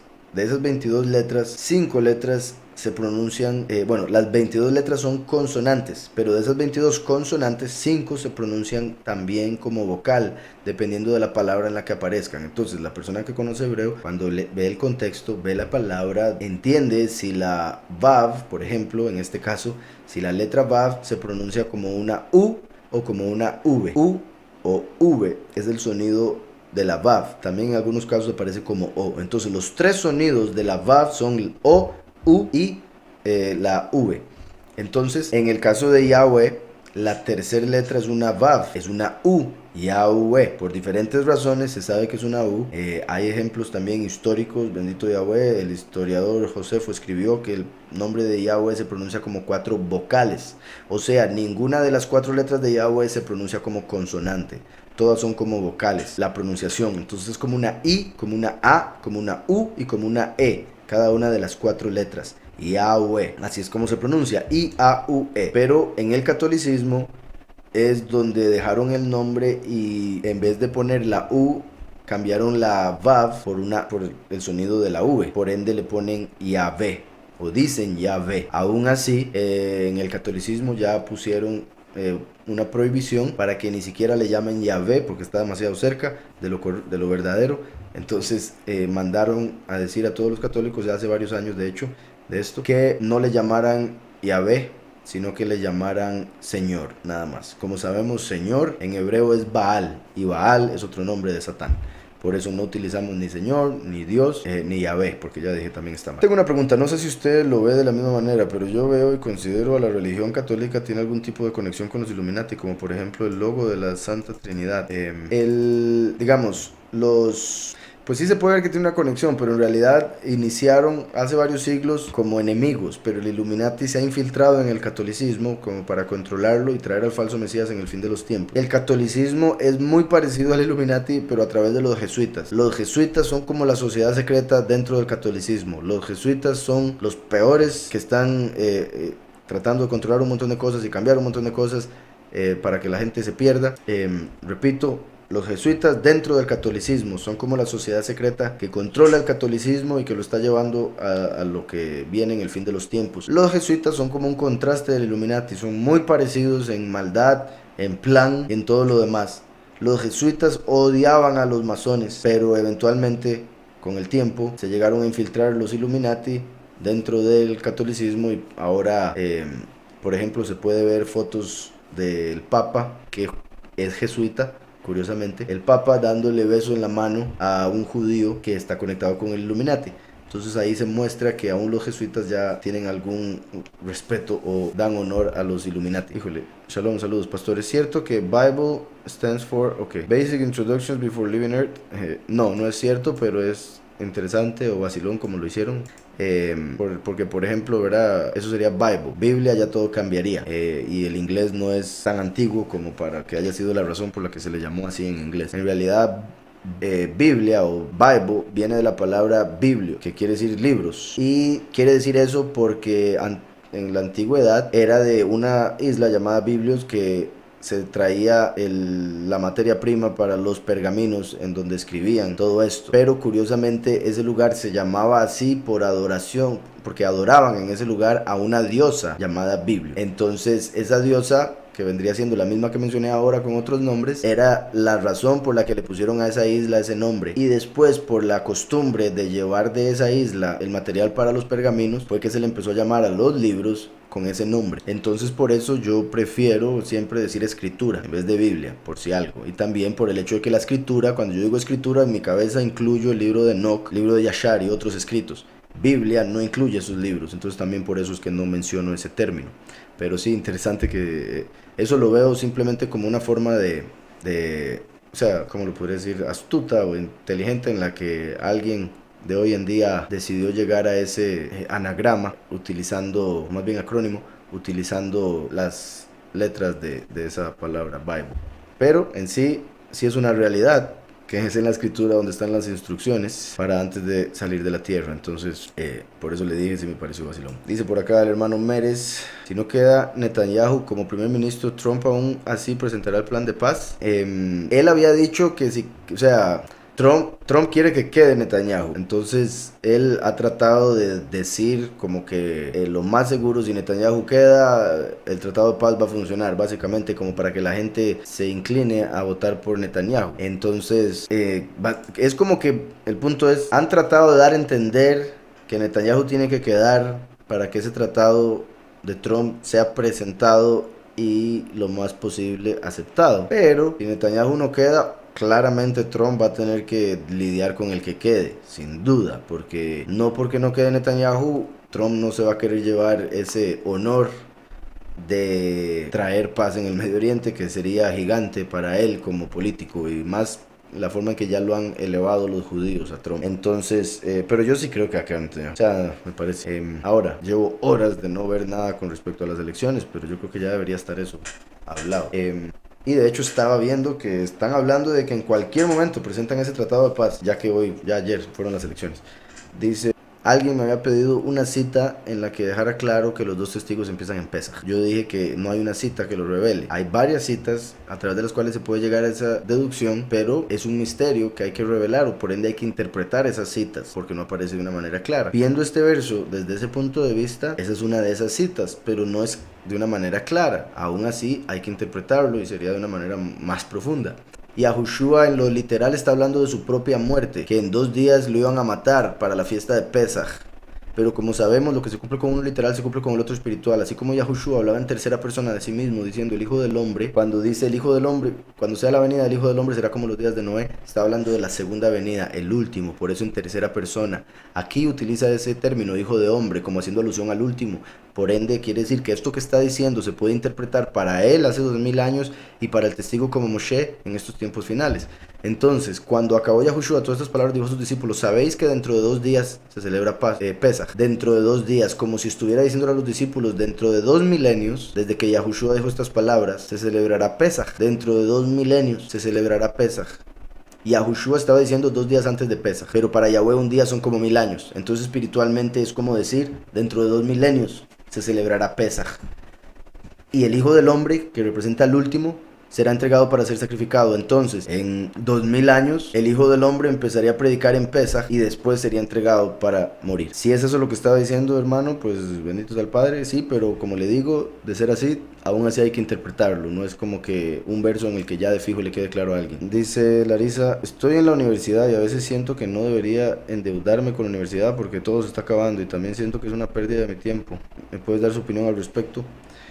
Pues ahorita le voy a poner una canción que se llama Universidad y le pido le ponga atención a la canción, quizás eso le ayude a saber mi opinión al respecto. Yo no quiero ir en contra de la educación, considero que la educación es muy importante para el ser humano, pero sí estoy en contra del sistema, y el sistema ha creado todos estos centros de educación como universidades para simplemente programar a las personas para llevar a cabo un trabajo en el mismo sistema para mantener ese sistema en pie. Entonces estoy en contra de eso. Yo mismo estuve 4 años, un poco más creo, en la universidad, y al final me llegué a dar cuenta que yo no me iba a dedicar a eso que ya había estudiado por más de 4 años, y tomé la decisión de salir a hacer lo que Yahweh manda y lo que Él puso en mi corazón para hacer. Esa fue mi decisión, que sé que para los ojos del mundo fue estúpida, sé que para la gente del mundo, de la sociedad, familiares y demás, no fue una buena decisión y demás, pero esa es la opinión de ellos porque ellos son parte del sistema, son parte del mundo, y así es como se les programó, así como también a nosotros se nos programó, pero bendito Yahweh, Él nos desprogramó. Entonces, o sea, nos liberó de eso a través de su Hijo Yahushua, dándonos la verdad. Entonces, por un lado, depende de cuál es su... O sea, si usted lo que está aprendiendo en la universidad de verdad lo ama, ese conocimiento, de verdad lo siente y de verdad lo quiere poner por obra, pues buenísimo, apréndalo y llévelo a cabo. Por otro lado, el endeudarse sí no me parece una buena idea. No creo que debería endeudarse, debería quizá esperarse, y si quiere continuar con los estudios, ahorrar un poco de plata, después entrar a estudiar o ir a una universidad más barata. Pero endeudarse por eso, más por, bueno, si no sé, hermana, dónde es que vive sinceramente, pero en sí depende de la universidad, obviamente, el montón de plata que puede ser. Por otro lado, si todo se acaba, no va a tener que pagarlo. Pero el estar endeudado no es buena idea, porque el que debe es esclavo de aquel al que le debe. Entonces los que le deben a un banco, quieran o no quieran, son esclavos de ese banco. Los que le deben a una persona son esclavos de esa persona, por más que no se consideren tal. Entonces, como le digo, creo que depende mucho de usted, depende mucho de lo que está aprendiendo, de cuánto le gusta, de los planes que tiene a corto plazo principalmente. Pero sí, no considero que la universidad del sistema ayude para mucho, a menos de que la persona quiera ser parte del sistema, y no considero que endeudarse sea buena idea. Entonces con esto creo que le respondo, pero no quiero ser yo, o sea, o decirle directamente sálgase de esa tontera porque no absolutamente, o sea, no todo es una tontera. Y está en Estados Unidos, tras de su hermana, donde todavía es más caro. Entonces, bueno, aquí me lo escriben así por si algo recuerdan lo que yo he hablado acerca del Señor, el título Señor, pero voy a leerlo como me lo escribieron por si algo. Dice: bienaventurado el varón a quien el Señor no inculpa de pecado. Romanos 4:8. Hola, ¿me podría interpretar esta cita? Saludos. Este texto uso en un debate en YouTube, uno de calvinistas versus un arminiano. Debate el tema si la salvación se pierde o no se pierde, sobre la justificación. Pura vida, atentamente Eduardo, siempre lo escucho. Bendiciones. Entonces, Romanos 4:8, voy a ir al capítulo para ver el contexto también, para explicar mejor. En Romanos 4 voy a leer desde el verso 1, ya que no es tanto. Dice: ¿qué pues diremos? Que halló Abraham nuestro padre según la carne. ¿Qué pues diremos que halló Abraham nuestro padre según la carne? Si Abraham hubiera sido justificado por las obras, tendría que exaltarse, tendría de qué exaltarse, pero no ante Yahweh. Obviamente, ¿quién se va a poder exaltar de cualquier cosa ante Yahweh? Imposible. Yahweh lo creó todo, creó a todos, y por ende está por encima de todo y de todos. Pero en sí dice: si Abraham hubiera sido justificado por las obras, tendría de qué exaltarse, pero no ante Yahweh. De hecho, el Mesías, Yahushua, fue justificado por sus obras, puesto que no pecó, cumplió la Torá, Lucifer lo mató y ahí Lucifer perdió. Entonces, por eso es que el Cordero, como dice Apocalipsis, es digno de alabanza. Pero el mismo Cordero dijo, Yahweh mayor es que yo. Entonces, pues ¿qué dice la Escritura? Creyó Abraham a Yahweh y le fue contado por justicia. Creyó Abraham a Yahweh y le fue contado por justicia. Entonces, como Abraham le creyó a Yahweh que le iba a dar un hijo y la tierra prometida, entonces por su fe en Yahweh fue que recibió la justificación. Dice, verso 4, pero el que trabaja no se le cuenta el salario como un regalo, sino como deuda. Pero al que no trabaja, pero al que no trabaja, si no cree en aquel que justifica al impío, su fe le es contada por justicia. Por eso también David habla de la bendición del hombre a quien Yahweh atribuye justicia sin obras. Entonces aquí Pablo, que escribe Romanos, está citando de Salmos donde menciona a David y dice, por eso también David habla de la bendición del hombre a quien Yahweh atribuye justicia sin obras, diciendo, benditos aquellos cuyas iniquidades son perdonadas. Aquí a lo que se refiere, por si algo también, porque es el mismo Pablo el que dice, la fe sin obras está muerta. La fe sin obras está muerta. Aquí está diciendo que Yahweh atribuye justicia sin obras.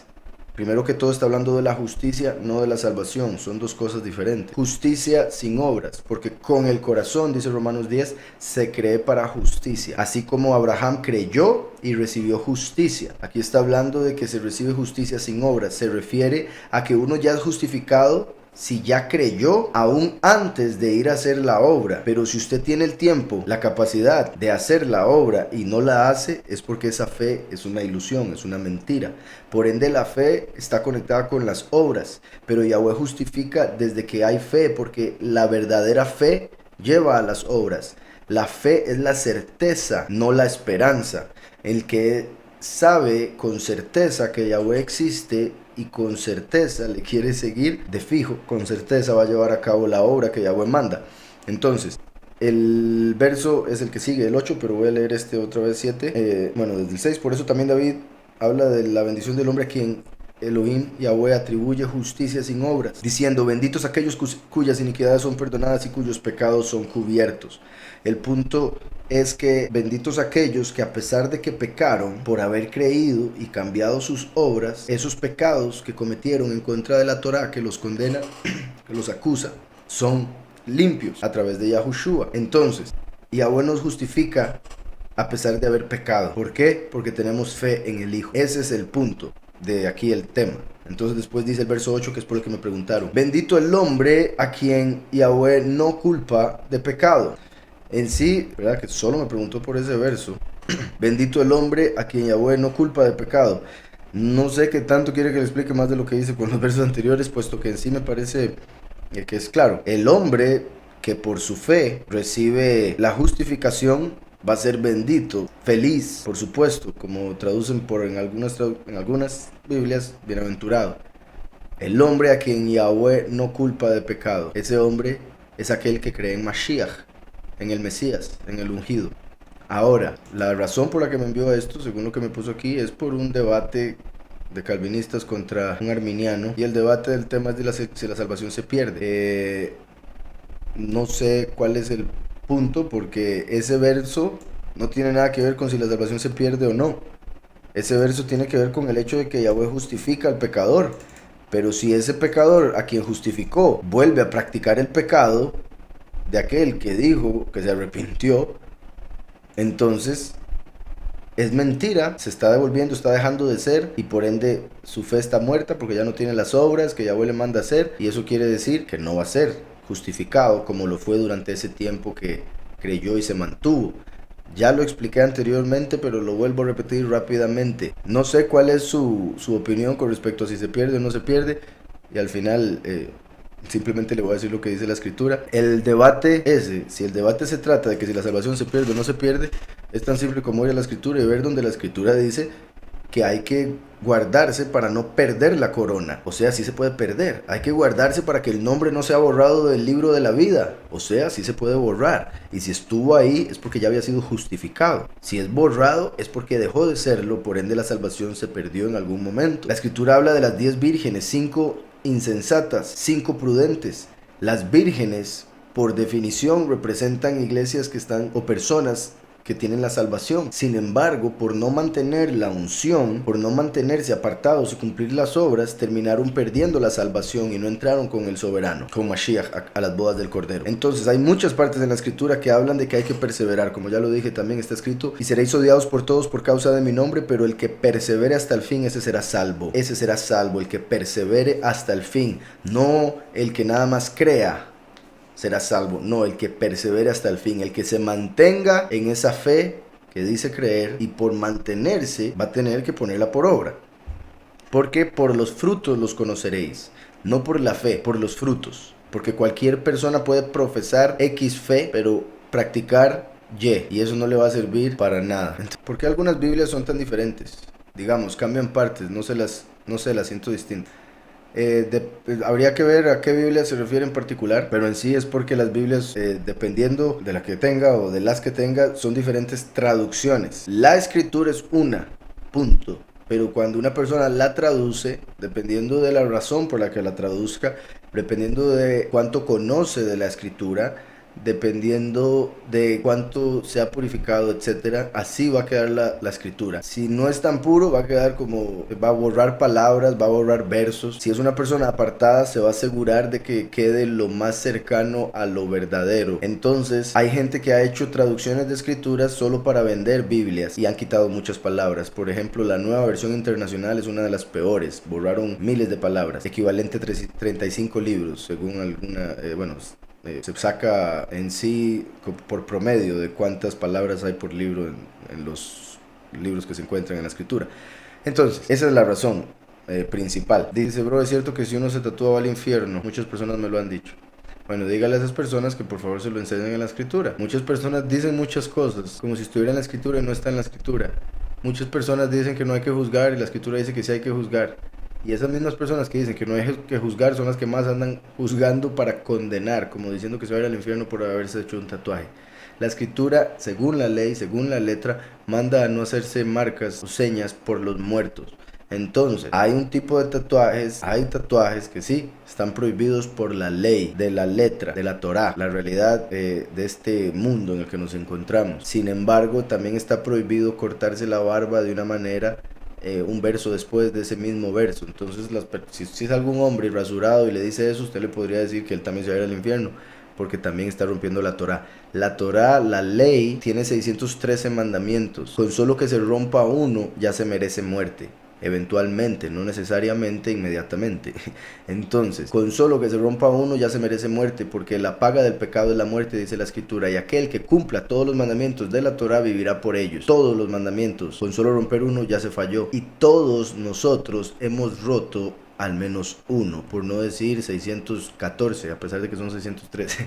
Entonces, me pone aquí, vamos a ver, el hecho de que en la letra aparezca eso, vuelvo y repito, en la letra misma se refiere a marcas para un muerto. Entonces, si fueron tatuajes que están conectados de una u otra manera con espíritus malignos, pues obviamente es un pecado. Pero así como todo pecado, uno se puede arrepentir. Solo porque esté en la carne no quiere decir que no haya arrepentimiento o que sea un pecado imperdonable. Esa carne en la que está el tatuaje va a dejar de ser de todas formas, porque carne y sangre no heredará el reino. Entonces hay que nacer de nuevo, dice Mashiach también. Por ende, cualquier tatuaje que se haya hecho, aunque haya sido del mismito diablo, si después usted se arrepiente, esa carne va a dejar de ser y Yahweh le va a dar un cuerpo nuevo en el cual no va a estar ese error que cometió. Aún así, vuelvo y aclaro, como ya lo he hecho en otras ocasiones, si alguien tiene un tatuaje como ese que acabo de decir del mismito diablo y dejó de creer en lo satánico, en la falsedad, sería bueno que haga lo posible por deshacerse de ese tatuaje, ya sea al menos cubriéndolo, ¿verdad? Obviamente por respeto a Yahweh y respeto a los hermanos que puedan malinterpretar al no entender por qué esa persona dice creer en Yahweh y tiene a tal entidad tatuada, por ejemplo. He dicho que los seres humanos somos tripartitos. Esa es la forma en que lo ven en el cristianismo. Eso es muy común en el cristianismo, es la forma más simple de ver al ser humano. Pero en realidad en la escritura aparecen 5 diferentes partes del alma, más el cuerpo, eso hace 6. Por eso el hombre fue hecho en el 6º día, porque está compuesto por 6 partes. Entonces ya con solo eso diferimos, pero sé las razones, porque obviamente por un lado salí del cristianismo y por otro lado también entiendo la forma en que lo explican. tripartitos refiriéndose a que el hombre, el ser humano es cuerpo, alma y espíritu. Cuerpo, alma y espíritu. Pero en hebreo hay cinco diferentes partes del alma, más el cuerpo, que dependiendo, porque hay sinónimos, se le llama, por ejemplo, guf, al cuerpo. Después viene el nefesh, que es el nivel más bajo del alma y es el que se encuentra en la sangre. Del nefesh hay dos partes, el nefesh celestial y el nefesh animal o carnal, que es el que está relacionado completamente con la carne y es el que tiene el poder para todas las cosas que hacemos con el cuerpo.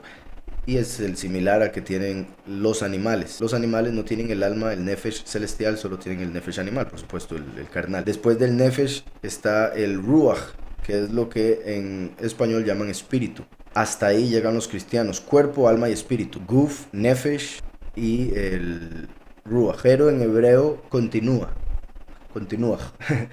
Después del ruach viene el neshama, que lo traducen comúnmente como aliento. El aliento de Yahweh que se trasladó como ruach, como un viento, para entrar en Adán y convertirse en un alma, en un nefesh. Pero eso se explica más bien la conexión que hay a través del alma cuando uno se eleva espiritualmente para adherirse, por decirlo así, al Todopoderoso, principalmente y únicamente más bien a través de Yahushua HaMashiach, que es el camino al Padre.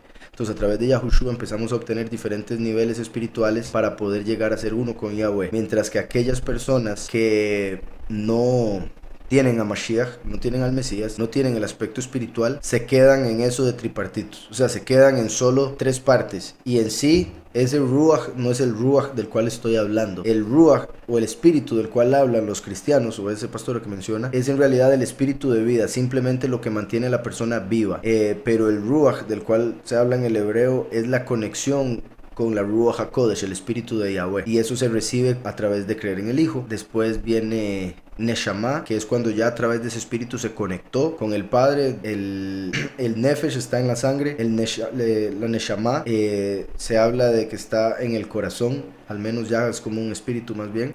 Después de Neshama viene Hayá, que es vida, y eso es cuando ya a través de la fe en el Hijo se recibió la justificación, perdón de pecados, vida eterna después de haber muerto y resucitado. Y después de Hayá está el otro nivel que es Yehidá, que es cuando el hombre llegó al nivel de básicamente que van a recibir los 144,000, donde ya no tiene ni siquiera que morir, sino que solo es transformado para que ya pueda habitar en el plano celestial. Entonces ya expliqué todo eso con respecto a cómo aparece en la escritura. Pero en sí recuerden también que lo de la Trinidad fue algo que salió del catolicismo, que venía de lo pagano. Yahweh es uno, dice Deuteronomio, Zacarías y otro montón de partes. Yahushua mismo dijo: Yahweh mayor es que yo. Si fueran exactamente lo mismo, ninguno sería mayor que el otro. Entonces el hecho de que Yahushua diga ser el Hijo y que mayor es el Padre muestra que Yahweh está por encima de todo y Él es uno. Por eso Yahushua es el camino, no el destino. Yahushua es el camino al Padre, no el destino, porque entonces serían exactamente lo mismo como hablan en el catolicismo y en otras religiones. Después, con eso del unicitario, pues si se refiere a que el hombre es solo una cosa, pues en sí, pues no, obviamente en el sentido espiritual. Pero en el judaísmo se habla de que cuando el alma se une al cuerpo, se crea algo nuevo, que quizá es por eso que estas personas tendrían esa teoría, o ese entendimiento de las cosas. Dice por acá: ¿qué pensás vos de las personas que hablan lenguas? El don de lenguas sí es un don que da el espíritu, pero también los demonios pueden dar lenguas no conocidas por la persona que está poseída. Además de eso, hay personas que han sido engañadas o ellas mismas se engañan a través de su corazón engañoso para pensar que tienen lenguas y simplemente están diciendo cosas que no tienen ningún sentido, bla, bla, bla, bla, bla, bla, bla, bla, bla, como han visto algunas personas a veces en memes y en televisión y cosas así. El don de lenguas sí existe, pero la misma escritura donde habla del don de lenguas explica, primero que todo, hay dos tipos de don de lenguas. Uno en el que la persona aprende lenguajes que no conocía, pero que son terrenales, como poder hablar en alemán, francés, sin haber conocido sus idiomas o haber aprendido sus idiomas, y Yahweh lo utiliza para que la persona le pueda predicar a otro. Ese tipo de lenguas, curiosamente, nunca los mencionan o se hablan en el cristianismo, solo los lenguajes que no tienen ningún sentido. ¿Por qué? Porque hay otro que es el angelical, y esos son los que no se entienden en la tierra, Por eso en el cristianismo falso se han aprovechado y solo dicen hablar ese tipo. Pero el mismo Paulus habla de que el espíritu de Yahweh es de orden. Solo debería hablar una persona a la vez y debería haber una que interprete. Si no, no se debería hablar lenguas en la escritura. Perdón, en la congregación. Eso dice la escritura. Por ende, las personas que están en una iglesia donde todo el mundo está hablando en lenguas a lo loco, nadie interpreta, están yendo a una congregación, una iglesia donde no siguen la escritura, no siguen el orden de Yahweh y por ende no es las verdaderas lenguas. No está hablando el espíritu de Yahweh ahí, es otro espíritu. Hay gente poseída que habla lenguas muertas. ¿Por qué? Porque el demonio vivió en esos tiempos y conoce, obviamente por ser un demonio también, esas lenguas y las puede hablar a través de las cuerdas vocales de la persona que tiene poseída. Entonces, no solo el hablar lenguas ya quiere decir que sea algo positivo. Hay que saber de dónde vienen esas lenguas, si de Yahweh o de un espíritu maligno o de la imaginación de la persona. Dice, y si vos sabes interpretar lo que dicen. Según lo que acabo de decir, sí, he interpretado que lo que dicen es pura falsedad. Pero entiendo que hay un don también de interpretación y sé que es eso a lo que se refiere. Está el don de hablar lenguas y don de interpretar lenguas. Y no, hasta el momento que yo sepa, hasta el momento Yahweh no me ha dado o mostrado tener el don de interpretación de lenguas, lo cual sí me gustaría mucho tener. Y le pido a Yahweh que es así, y si no lo ha hecho aún, que por favor me lo dé. Pero no, aún no se ha dado el caso de oír yo a alguien hablar en lenguas y poder saber exactamente qué es lo que está diciendo. No he tenido esa experiencia. Después de la muerte uno siente algún tipo de miedo o felicidad. Uno puede ver y reconocer a la familia cuando está en el más allá. Depende, si se va a ir al infierno va a sentir miedo, si se va al paraíso va a sentir felicidad. Depende del lugar al que vaya a ir el alma. ¿Puede uno reconocer a las personas? Sí, sí las puede reconocer, por supuesto, principalmente a la familia. Pero aquí, ahora sí que me dijeron que se podía explicar la parábola de las 10 vírgenes. Eso está en Mateo 25, leo y explico. Empieza en el verso 1, dice: entonces el reino de los cielos será semejante a 10 vírgenes. En la escritura vemos que el número 7 representa completitud terrenal, por eso la tierra, la creación, se hizo en 7 días. Pero se hizo a través de 10 dichos.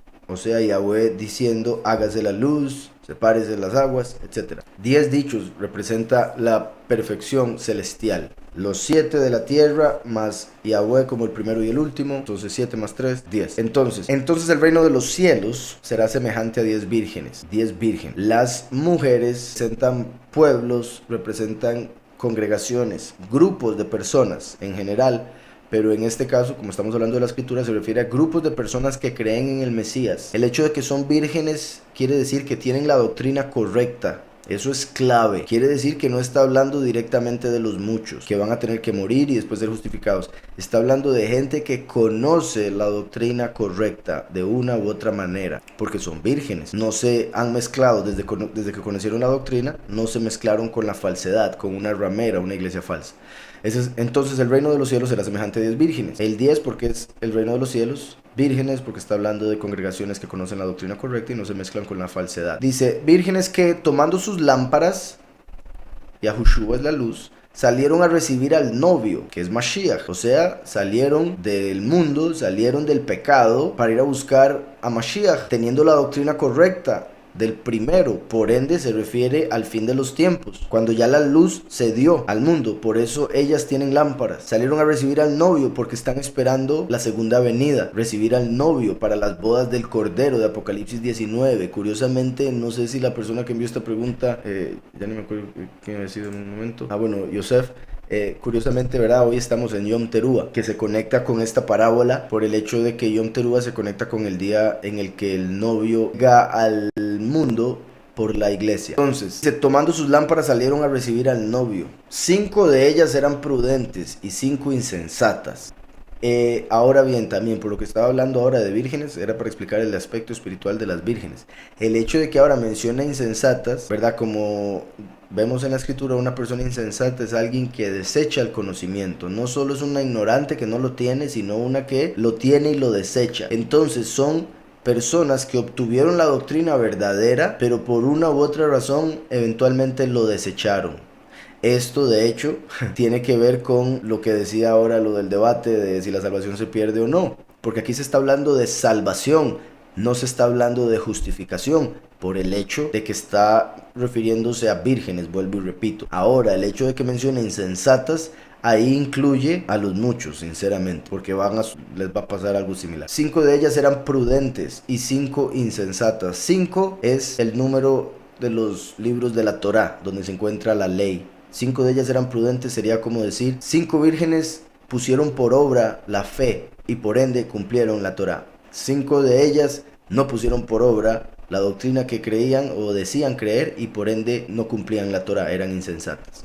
Las insensatas, tomando sus lámparas, no tomaron consigo aceite.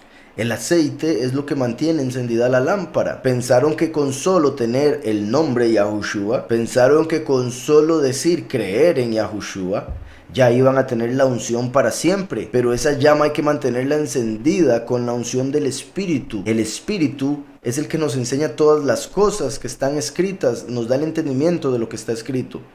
Por ende, hay que leer o congregarse, estudiar y congregarse para que ese espíritu se mantenga con uno, por ende se mantenga encendida la lámpara. Mientras haya aceite, mientras haya unción, va a haber luz. Se pierde ese aceite, se va a apagar la luz. Entonces, no tomaron consigo aceite, pero las prudentes tomaron aceite en sus vasijas. No solo el nombre, sino que lo confesaron y lo pusieron por obra para recibir la unción. Empezaron a ir en el camino siendo prudentes y por ende tenían suficiente aceite para mantener la luz encendida hasta que apareciese el novio. O sea, las 5 prudentes son aquellos que perseveran hasta el fin. Las insensatas, las que no perseveraron, por más que conocían el nombre, porque ese mismo verso es el que dice: seréis odiados por todos por causa de mi nombre, pero el que persevere hasta el fin, ese será salvo. Entonces dice: pero las prudentes tomaron aceite en sus vasijas juntamente con sus lámparas. Como el novio tardaba, sabemos que Yahweh llega al tiempo que es. Sin embargo, para la gente que es del mundo, del sistema, es tarde porque no entienden, se les pasa, piensan, bueno, por un lado los del mundo piensan que nunca va a venir, que eso es mentira. Los que dicen creer, pero lamentablemente siguen siendo programados para ser parte del mundo, ellos piensan que ya debería haber pasado porque han oído a muchos falsos profetas decir que tenía que pasar en tal momento o cosas así. Entonces ven como que se ha tardado, porque entre más se haya dicho que iba a pasar y no pasara, más la gente se desanima con respecto a si va a pasar o no. Como la historia del niño que decía lobo, lobo, lobo. Toda la gente salía para atacar al lobo y al final era una broma. Lo hacía cada 15 días y cuando llegó el día en que el lobo sí llegó, ya la gente no le creía, no esperaba que fuera cierto. Entonces, como el novio tardaba, cabecearon todas y se durmieron todas, aún las 5 prudentes. La escritura habla de que el fin de los tiempos empezó desde que Yahushua se manifestó, o sea, 2000 años atrás. En ese tiempo estuvieron la congregación predicando la verdad, como las 5 prudentes, pero como Mashiach se tardó 2000 años hasta este tiempo en el que nos encontramos, la apostasía entró al mundo y todos se durmieron, los que eran del Padre y los que hacían que eran del Padre. Ahora en el fin de los tiempos, solo los que tienen la verdadera doctrina tienen el aceite para despertar y poder ver, mientras que otros van a despertar, se van a dar cuenta que están en el fin, pero no van a poder ver para dónde van y va a llegar la gran tribulación. Entonces dice: como el novio tardaba, cabecearon todas y se durmieron, y a la medianoche se oyó un clamor. A la medianoche se oyó un clamor: aquí viene el novio, salid a recibirlo.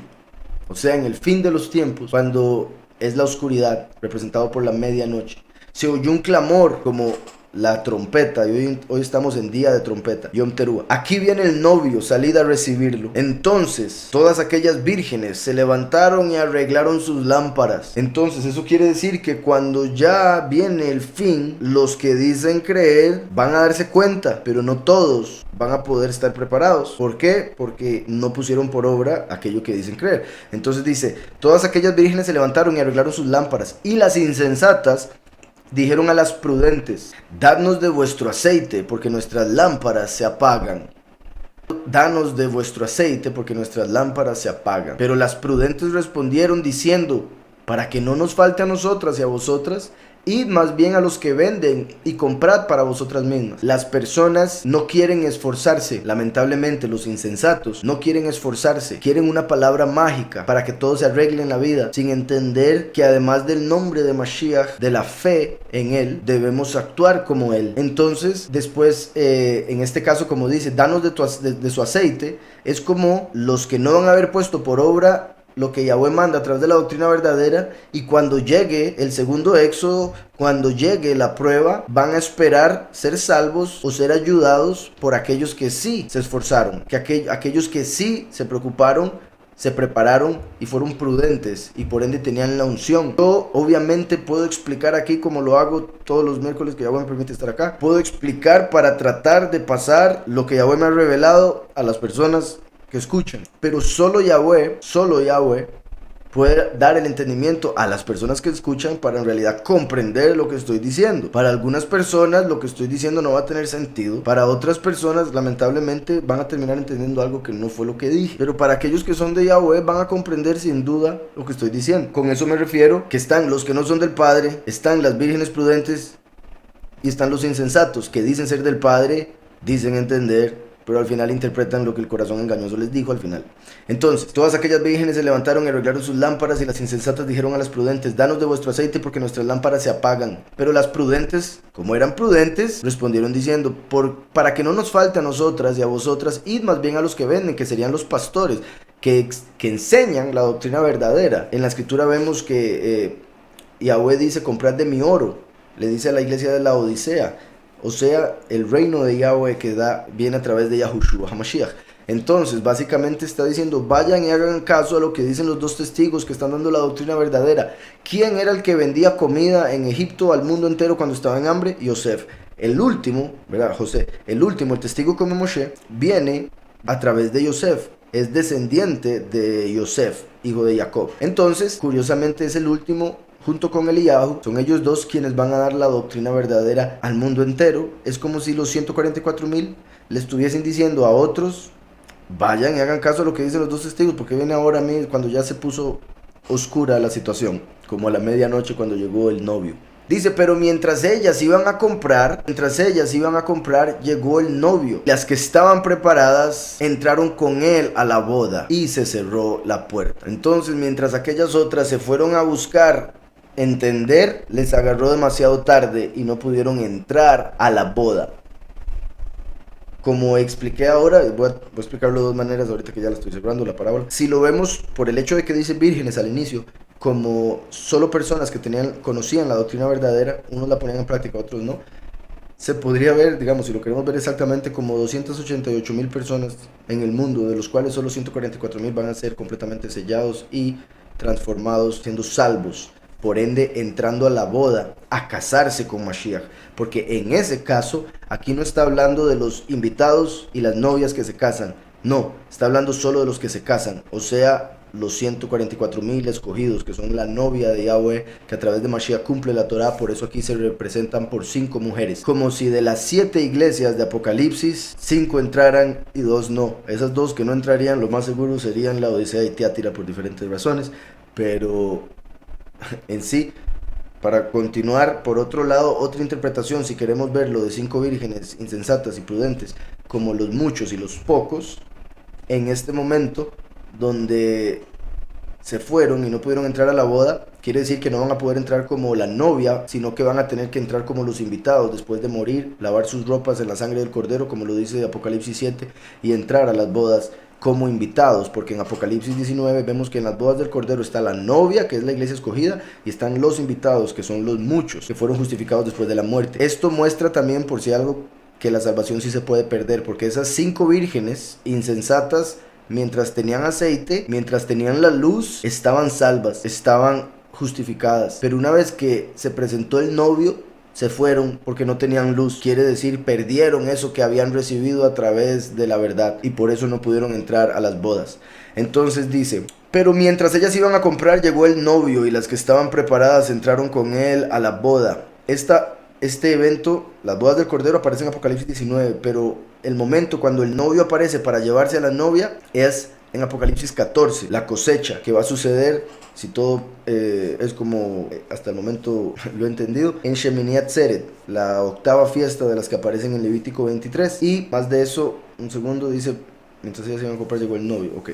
Por un lado, es curioso que hace varios versos, en el verso 6 dice: y a la medianoche se oyó un clamor, aquí viene el novio, salid a recibirlo, como si ya estuviese ahí, como si el clamor hubiese sido de Eliyahu y el novio hubiese llegado como Moshe. Se dio la prédica, unos la entendieron, otros no. Cuando mataron a los dos testigos, como Eliyahu y el testigo como Moshe, como el novio, cuando ya se tiene que actuar. Y hay personas que no van a actuar porque van a estar esperando el rapto, por ejemplo. Los que sí van a actuar son los prudentes, como las 5 vírgenes prudentes. Entonces, después de haber dicho que ya viene el novio, salir a recibirlo, como si fuera en ese momento, se da varios versos, una conversación entre las vírgenes y unas se van. En ese momento aparece, que ese momento sería la cosecha. Llegó el novio y las que estaban preparadas entraron con él a la boda y se cerró la puerta. Después llegaron también las otras vírgenes, como los muchos, repito, si lo vemos así, recuerden que las uvas son cosechadas después del trigo, por eso dice aquí que esas vírgenes llegaron después, de todas maneras, pero aquí vamos a ver lo que se les va a decir en el caso,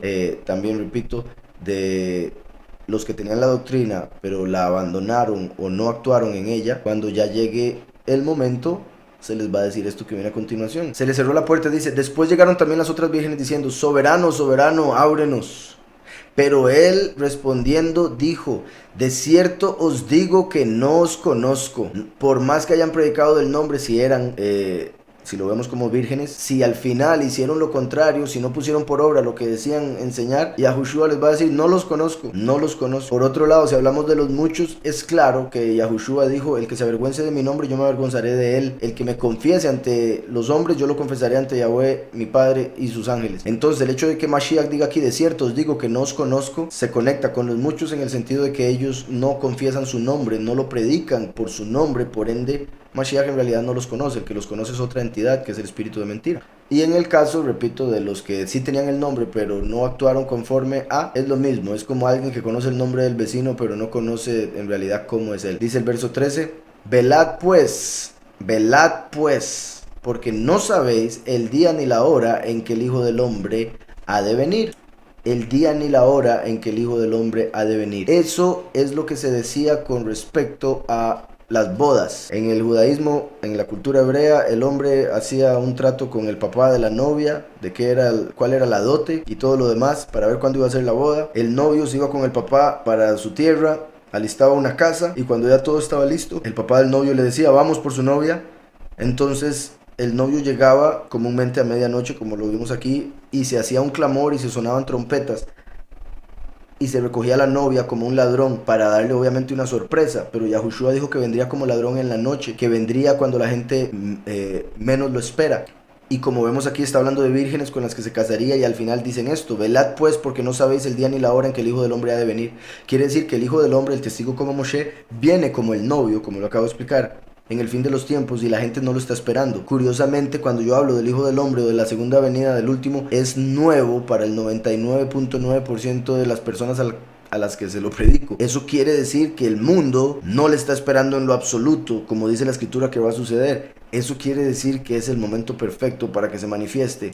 La gente que toma este verso para decir que no se puede hablar del fin porque no se sabe el día ni la hora, esa misma gente se le puede responder que si lo van a tomar así de literal, sin tomar en cuenta todo lo que tiene que ver en lo hebreo, la cultura y demás, se puede entonces tomar literalmente que sí se puede saber la semana, sí se puede saber el mes, sí se puede saber el año, puesto que dice velad pues porque no sabéis el día ni la hora en que el Hijo del Hombre ha de venir. Y también es que este verso se puede referir a dos tiempos, en realidad tres. Uno, cuando va a venir a predicar como el testigo como Moshe. Otro, cuando va a venir a cosechar, que sería en Shemini Atzeret, pero como los calendarios del mundo y del judaísmo son falsos, la gente, aún aquellos que dicen creer, no van a poder conocer el día que es, porque la bestia ha torcido los calendarios. Entonces, este verso 13 se conecta con el día en que empieza a predicar el testigo como Moshe, que es el capítulo 6 de Apocalipsis. Se conecta con el día en que el testigo como Moshe unido con Mashiach viene a cosechar a los escogidos en Apocalipsis 14, que es Shemini Atzeret en el calendario, y se conecta con Apocalipsis 19, que es cuando ya por último viene con la iglesia a pelear en la guerra de Armagedón, pero principalmente las dos que mencioné de primero. Espero con eso haya quedado claro. Nemazul, ¿por qué los 24 ancianos de Apocalipsis están de blanco y no de lino fino? Porque murieron, fueron mártires. Los de lino fino son los que no mueren, son los que son transformados. Dice, ¿es la esposa del Cordero más pura que ellos, los 24 ancianos? Sí, bendito Yahweh, porque la esposa es un cuerpo, es uno con Mashiach. Los 24 ancianos son 24 personas que hablaron y profetizaron de Mashiach. Recuerden que aún los discípulos sintieron celos apartados de lo que recibirían los 144,000, ya que es tan elevado.